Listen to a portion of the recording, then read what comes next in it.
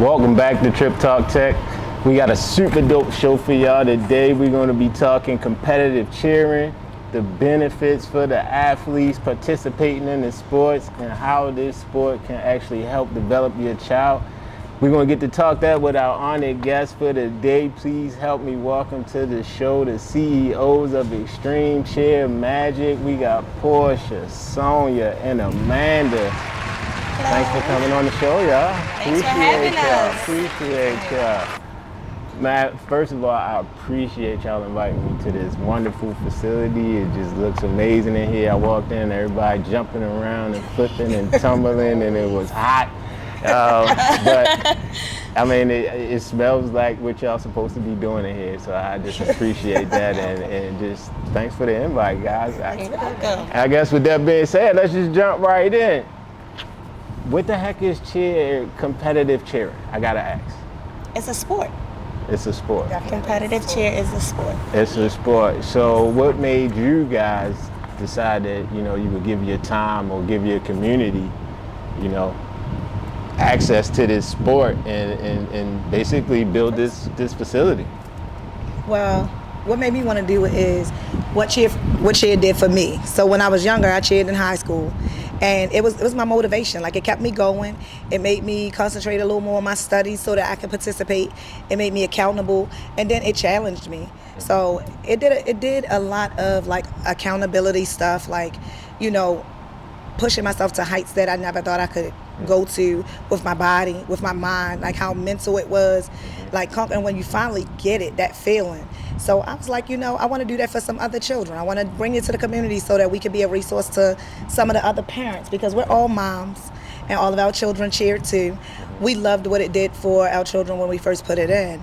And then when we started to really, really love it and get into the dynamics of it, that's what made us say, hey, we can do this. We love this. We're up late at night watching YouTubes and studying and reading papers and trying to figure out how to make it better. And it's just everything. Like, cheer is life. Once you really get into it, it really becomes life. Okay. So, yeah. Now, what benefits or developments have you seen over the years, these kids go through your competitive cheering program? Well, the benefits, definitely one is building confidence, self-confidence. We have a lot of kids that come in and their confidence is not there. Some of them may have been bullied. So coming here on the team, everybody pushes everybody. No one is ostracized. Everybody loves them. They push you to do more. So you're getting that. You're getting your self-esteem. You're getting your confidence. When we go to competitions, they're able to communicate better with other teammates, show that sportsmanship. So if somebody's doing something better than you, you don't look at it as, oh my God, they're better than me. They're like, wow, that was amazing. How did you get that skill? What can I do to get my skills up? So it's more of a competitive, everybody's together. It's the organization of cheer. We're all together. We compete, but at the end of the day, we're all together. So they're getting that. They're getting that family, that community. Family. Now, at TrippTalk Tech, we really get heavy on just the mental wellness side of things, right? And I'm hearing that. I'm hearing that a lot in the answers, really, as far as the self-esteem, the bullying, overcoming bullying. I know that's a huge topic for a lot of the kids. Again, where do you see yourselves in helping in that effort? And I'm hearing it in your answers, but maybe more detail, how do you see it for the parents out there watching, right? Hey, how do I help my kid that's being bullied? Or is this program really going to help, or is this just he's good while he's in there, then when he leaves out, it kind of goes back? All right, so of course they passed it to me. So as far as the mental health side of it, we mentor these kids on and off the mat. But the parents also know that they can come to us if there's anything. But we also sometimes have to teach the parents, like, you might not realize what you're doing, but sometimes their first bully is at home. So you have to watch. And we have to catch ourselves. We have to check each other sometimes. We have to watch what we say to our kids in private or in front of other people. So on top of staying on top of them in here and letting them know, okay, communication is like the biggest thing. If there's something going on, we'd rather you bring it to us. If you don't feel comfortable at home, bring it to us. We're here. We're going to sit down. We're going to come together, figure out a game plan, do whatever needs to be done. If we need to show up at your school, we're going to show up at your school. they're gonna know it's not just our biggest thing is there's a village. Yes. We all grew up with one. We keep it going. One thing you mentioned is with the parent side of it, the communication. We actually have been doing a sports piece on sports parenting, and I think that part is very important because I think a lot of times we want so much for our kids, we don't realize we're doing what you just said, right? Yep. Sometimes we might be the problem. Yep. Thinking we're the solution, right? And we say it a lot of times.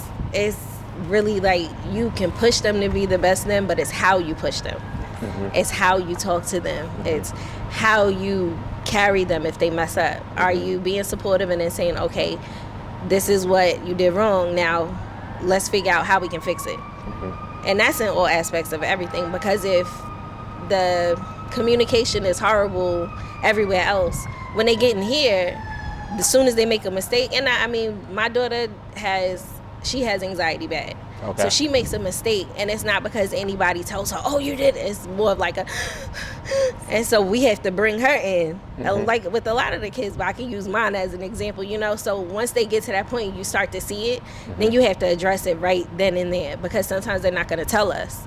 Absolutely. As parents or as coaches. They're not going to tell us, but we have to pay attention.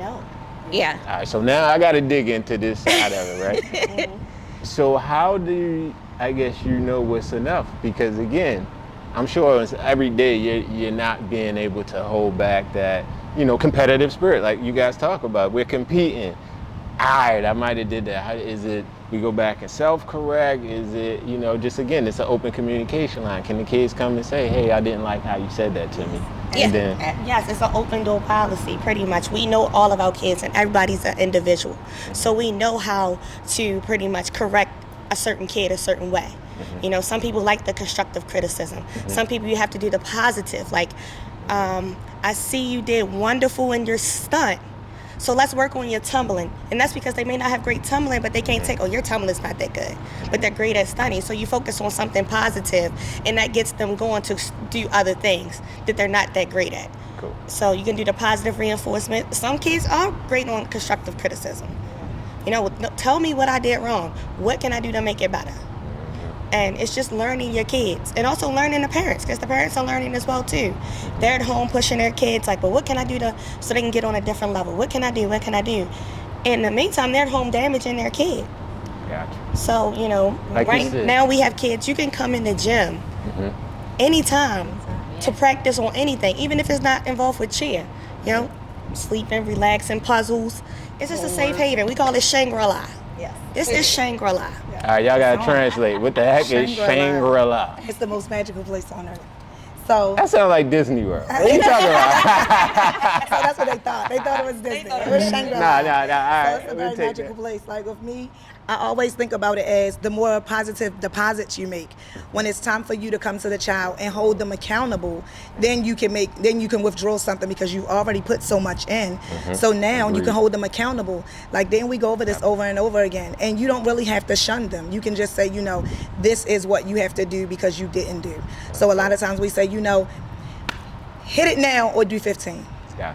Like just when it comes to like doing the routine, because we've already stopped, broke it down and done it over and over again. At this point, you're just not doing it, and you're choosing not to. You're pushing focus. Absolutely. And not necessarily absolutely. It's 20% something you physical. can't do. It's 20% physical.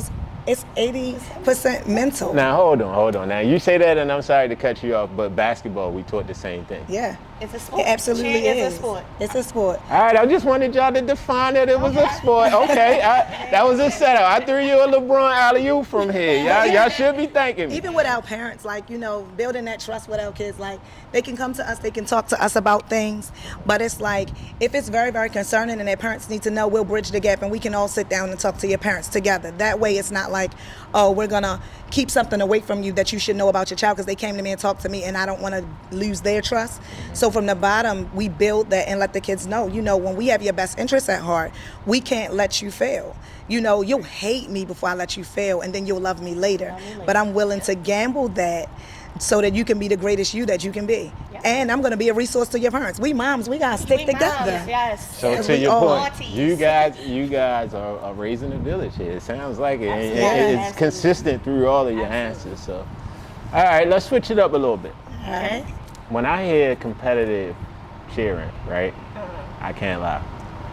I'm thinking girl sport all the way, right? Okay. However, I stand corrected. When I walked in the door, I seen a couple dudes, and I seen my man, he kicked it. I mean, he was flipping and ripping, and I'm looking at his body. He cut up like a bag of dope, so it's not that he's not in shape. You know what I'm saying? It's not that he looks like an athlete. Like, he even plays other sports. So I guess the question is, what would you say to the people out there, the young people that might be boys and like, I don't know, I might want to do it, but no, that's not a boy sport. Or to a dad that might come and, you know, hey, my son comes to me and say, I want to cheer, and I'm like, look, play football or do this. You know, what would you guys say to maybe, you know, allow that kid that, hey, it's nothing wrong that he want to cheer? Well, I have 2 sons that are in competitive cheerleading. You know, I asked them to come to help out the team because they love to tumble and they were physically strong. So they came at first, they were like, man, that's going to be easy. They said they'd rather go to football practice any day than to come to cheerleading practice. And this was last year. Oh, man, And you done got your son 20 extra laps at practice this year. You know I mean, that, their right? coaches support them. Their football Alright, coaches that's support what's them. up. Their That's what's wrestling up. coaches support them because That's what's it up. is a sport. They're building stamina in here. Core muscles, I Your can just see. core man. muscle stamina. You have 2 minutes and 30 seconds where you're constantly moving. You don't have somebody coach is saying time out. You don't have that 20-second huddle. You don't have that slow Fouls dribble and down the stuff. court because your team tired. You know my point guard. I'm gonna give you that extra time to breathe. No, sir. You gotta hit your flip and put this girl up in the air and catch her. Put her down. Hit your everything. Yeah, I saw You that. can die And at y'all- 2:31. I almost died recording today, so yeah, I get it. I mean, get it is definitely not a sport for the weak. Guys, strong guys, mentally strong guys can do this. Not every male athlete can do this. We've had football players come in and Oh. train with us for like tumbling, and these guys can come in here and do a whole bunch of push-ups, can't do a cartwheel. They big. can't. They just can't. They don't know how to flexibility. move. They just don't know how to manipulate their body that way. They can't do like the stretches and stuff. Like this stuff helps them with their muscles and their limbs that they don't really Flexibility. use. Range of motion. The which range of- we yeah. Running, football, track. And that 2:30, like when they running for 2 minutes and 30 seconds, you know, when they looking like, oh, I just got to run around this little floor. When you running around here nonstop, 2 minutes and 30 seconds, and then going straight to lines, 2 more and 30, it's like, can you handle 2:30? It's a lot of big athletes that can't handle 2:30. Can So- we have a break? So Yeah. what y'all trying to say is y'all in better shape than me. They are. They are. They are. They are. Absolutely. All right, I ain't even going. I'm not. They about flipped 20 times for the camera, so I'm not even going to fight that way It's because I'd have mental quit on the as well second. too. So like I said, my boys came in thinking it was a girly sport. Mentally, you know, when they went to the big competition, it's like, okay, what we gotta do again? One chance, spotlights, everybody's looking at you. One chance, not 4 quarters. Not 15 minutes in the quarter. Now that's a good point what you're saying, right? One chance. That one chance, one light, one opportunity, gotta get it perfect, gotta get it right. Did you see that translate over into the other sports? Absolutely. Like football, like basketball, because obviously that gets you way focused to, all right, 2 minutes left in the game, coach, give me the rock. My sons play football like it's 2 minutes every time they get out on that play. Absolutely. 2-minute warning every time. It's all or nothing. Right. Wrestling, you got nothing. It's 9 seconds left. You got to take them down. Yeah. Track, you got to get there before the next guy get there. You only get one chance. Yeah. So absolutely. And then it's team. It's team. So once you do cross that finish line, and your teammate or somebody else might come in behind you, you're giving them high fives and telling them good job as well. You know what the funniest thing that I've seen though? Like with the guys. So the guys have pure strength, right? They come in and they know they can lift her. They know, like, when they're doing stunts, they know they can lift her.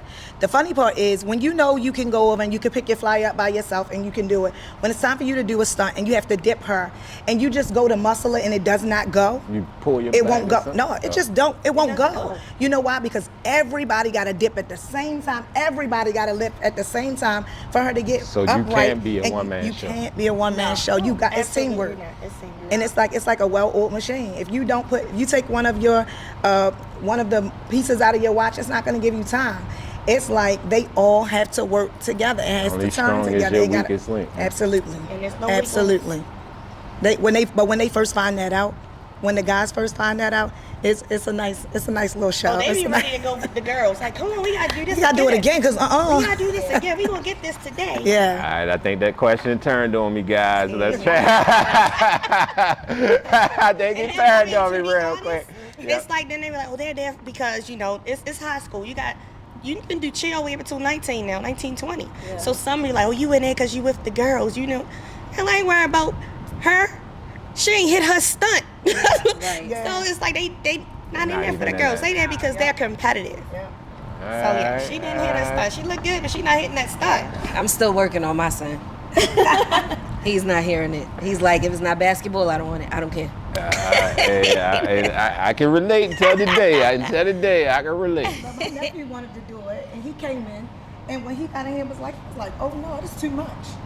It was really too much. They tap out. I still we need to get together. Hey guys, I think they trying to challenge us here. We'll do it. Listen, we'll open the gym up. We will open the gym up for guys to If come y'all in. can get up see to if they can handle Baltimore. it. I need y'all to help me out here. They are calling us out. They calling us out. We even have different teams everywhere. So All right, this question has gone way too long. I'm going to my next one because they are calling us out. Come to Baltimore, y'all. I need y'all help. All right. You guys mentioned before the interview that you guys coached in high school sports. And my question to you is this a sport that can help an athlete get a scholarship? Yes. absolutely. Yes. Okay. You You can get get scholarships scholarship. all around the board for cheer. Wow. Yes. Now, I ain't gonna lie, when I heard, y'all gave me the invite to come up, I had to do some research because, again, I didn't know I'm nothing. glad you did. Thank But I saw the NCAA championships, like everybody. That's a big deal, huh? I did not know that. Oh, yeah. Yeah, it's like Oh, yeah. huge. Is it Florida? Where did they go? Florida. Florida. Florida. Yeah, see? So I Absolutely. watched it, and it was like Yes, these girls was crying, and they had them.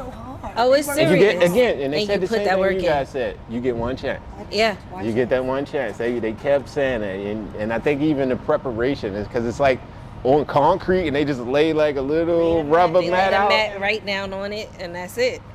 They get it. I can say, like, when we're in here, a lot of times they get a little bit more cushion cool. because we have, Because we have a spring floor. I want to take it up. So they are pretty spoiled. And then when we go for warm-ups at the competitions, they're not on a spring floor. So then the it's wrist like is not bouncing like it that, was. Huh? those nerves start to set in. It's not, they can do it and they know they can do it, but it's just It's that different. mental. It's It's that mental. When they get on that floor and it's like, oh, this is not like the floor in the gym, then they like kind of like, it's like that tense up, and it's like, no, you got it. You've been doing this. You got it. Let's go. Cheerleading is very huge. Yes. Oh yeah. Yes. Big. Yes. So girls from come through. D2 Oh, to, not even junior girls. I college. apologize. It's just so athletes can come through here and really have a shot at college through. Yes, they can. Yes. I feel like honestly when it comes to that piece, it's touchy because it gets a little touchy. And I guess like when everything is new, it has its bouts that it goes through. And cheer is still in that sector where we're growing and it's becoming more open. It's still becoming more big. I know people are like, oh, how much bigger can it get? Like when they really start to see it. But think how many years it is before we even just got like the big Netflix series and we starting to get some stuff on YouTube. Things that people watch that they can really say, oh yeah. They start to believe us like that cheer is a sport. It's not enough. They're not giving enough money for the sport. They're not taking it serious. Like it's still so many people that believe that cheer is not a sport. It's not important or whatever the case may be. And they're not giving enough scholarship money for cheer to me. Now, a lot of them will go. They'll get book vouchers and stuff like that. You know, they'll give you a little money to come and cheer. And they don't get me wrong. There are some scholarships that will give you a full ride. Really, just depends on what schools they are, how deep they are into the competitive sector. You know, like when their teams go and they win championships constantly, and that school is like winning. But there's just not enough of that for me.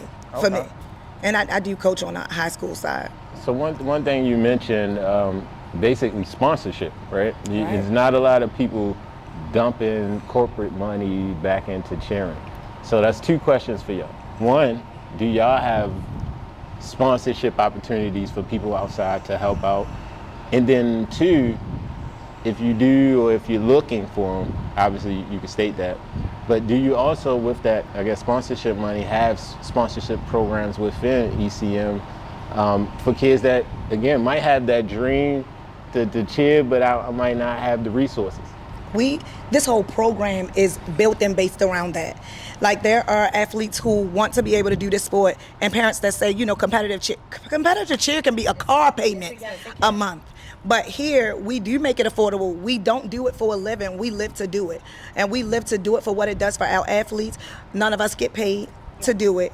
This gym, they say we're the gym owners. The athletes own the gym.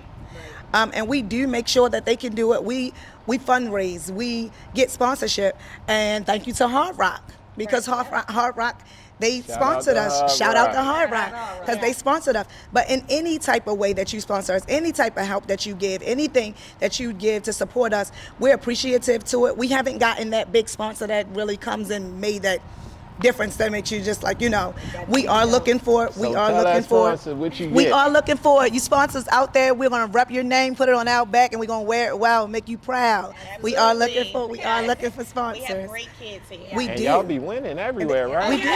So you got the jackets, you know, they showing the jackets. Yes, we just won. Yes. Absolutely. Yes. We going back for it. Winners need to be sponsored. Winners need to be sponsored. Yes, we have national grand champions in here from nationals, and we have the one grand champions in here this year for 2022. So they are doing an amazing job. They work hard, but we do keep it affordable. We're probably the cheapest program in Maryland. Yes. I'm going to be absolutely honest with you. Probably the cheapest program in Maryland. We have a lot of kids who actually take care of themselves. They do. You know, they don't have that mom, dad, grandpa, uncle support. They go to work, they go to school, and they want to do sports. But of course, you know, competitive sports cost. Yeah. So sometimes, you know, us coaches, we come out of our pockets. Band together and make we band together, and then our parents help out. So, yes, because you know that even if that person has no talent, like you said, it's a village over there. It's a village. So yes, we help out because everybody should be able to come and get this experience. Absolutely. All right, serious question, y'all. Okay. How has creating and running ECM, how's that tied, you think, into your life purpose? Into my life purpose? Started with that one. I will. You want? No, she's her turn. So initially, I always did. Well, I always coached. Sonya and I coached in Woodlawn back. She Falcons. Woodlawn Falcons. My daughter was like 3 when Sonya started coaching her, and then the following year she goes, I need a new coach, so you need to come. I'm like, oh, okay. Yes. So I coached for Woodlawn, and then I was with Portia at Forest Park, but I always did community outreach. So I started a mentoring program called Favor Made, and then when we started up with ECM, it was like, all right, we're gonna tie it all in together. So I felt like no matter how much I tried to get away with it, I was like, I do not have the money to keep doing all this stuff. No matter how much I tried to get away with it, it just wasn't happening. It was like, nope, pull it in. Let's go. We got these kids. This is going on. Let's make it happen. And it's like, all right, I'm coming. Did it. So let's see. Okay, I cheerleaded in high school. It's nothing what I know now about cheerleading.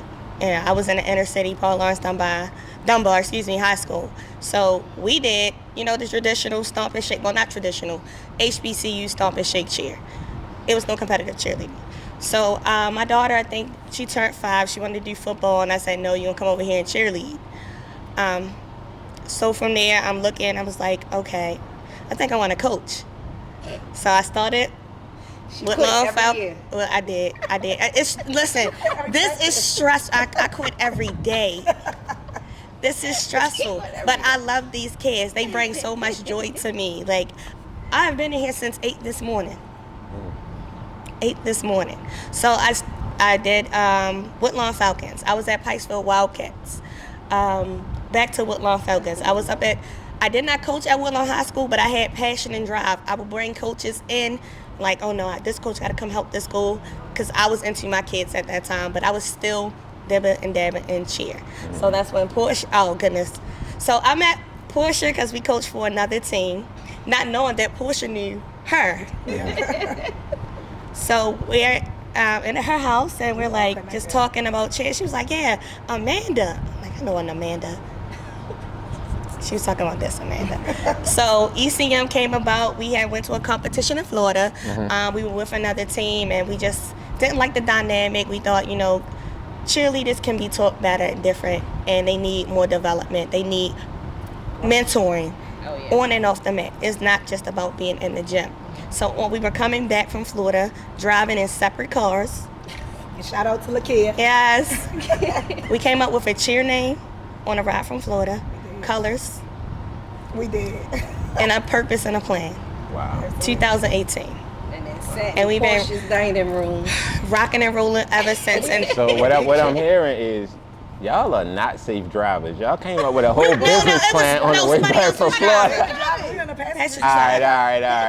Yeah, I don't know about that. No, we were. I'm It was. playing. It's everything goes through the radio in the car. That's super dope. So you guys, different cars on the way up, figured out a game plan and just said, this is what we gonna do. Yes, we started out on the rec level, and when COVID hit, gyms closing, kids wanted something to do. Portia here says, we have to get a gym. No, we don't. I was like, who? Yes, we do. Yes, we do. I said, Well, we gotta get a gym because the kids need it. They need They need their own space. They need their own space. And like She was with adamant. me, Perfect. tying it to like my life's purpose, it was like I remember when I could have been headed down the wrong path, and being able to having to, do my work at school so that I could participate in what I wanted to do. That was fun. It held me accountable. Then when I had to do other stuff, because like she said, I came in from Northern. I went to Northern High School in East Baltimore, and I cheered there, and we did the stomp and shake too. And I didn't know about competitive cheer, but in order for me to do it, I had to do what I had to do. And then working, paying this extra money to do other stuff, I had to put everything together. Like, it helped me learn to adult. And that's what it does for the kids. Like, they have to be held, like, especially at the high school. I coach for Woodlawn High School right now. They have to be held accountable for everything that they do. When you fall, like when it's homecoming time, they want to do everything. They want to party. They want to hang out with their friends. They want to get the colors. What we doing is Spirit Week. They don't do their work. So now when their grades are falling behind, you have to talk to your teachers. You have to go back and make sure that you get everything together, or you have to keep it together the whole time that you're doing everything, because you'll lose your eligibility and not be able to do what you're supposed to do. But just being held accountable, I think it's the accountability so that they can grow, especially like our older athletes, like they pay for cheer on their own.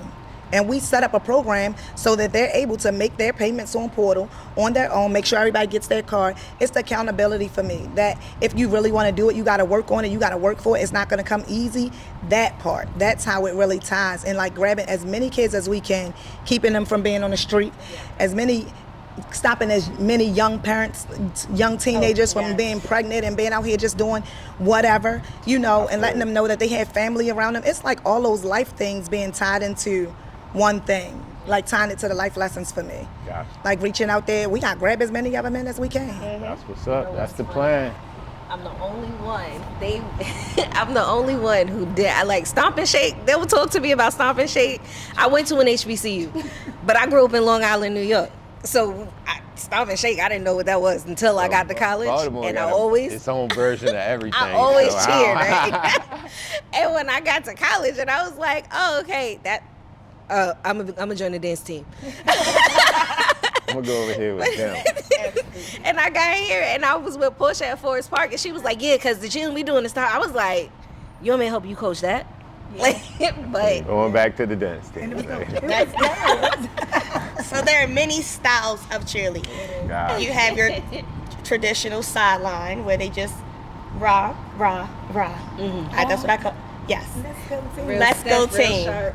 Let's go. Very sharp motion. Then you have stomp and shake, which is It's rhythmic. you want to give them a sample? No. No. Not exactly. No samples. But No samples. it's rhythmic cheer. Like you have to keep your rhythm. You get some shakes. You get some dance mixed with cheer, but it's still sharp motions. Yeah. It's still like well put together. And then it's a tone where you can hear. I know a lot of people be saying they sound like men, but they don't. And then it's like a cheer unity. You can just understand everything that they're saying. And then across the board, there's cheer unity between like all of the squads, all the HBCUs, all the sideline That's cheers. dope. They all get together and can do certain cheers together. It's really, really, really dope. Yeah. And then you have all-star cheer, and then you have stunting, which is now a competitive sport where you just do stunts. I know And how- that's building. I know how to It's not stunt. temple. Yes, that's building and You know, tumbling. I can stunting.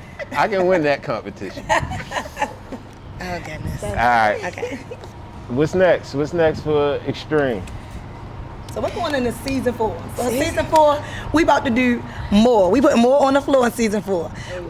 I'm gonna be honest and just a little bit. We about to pop off. We about to pop out. We about to pop out. Pop our lips. Yes. We about to pop our lips. We coming a lot harder this year. Like all of our teams are full. Actually, we just got to the point today. Registration is closed. Yeah. All of our teams are full. The only team that we will have open in our registration won't open until January is our Stomp and Shake Stomp All and Stars. Shake.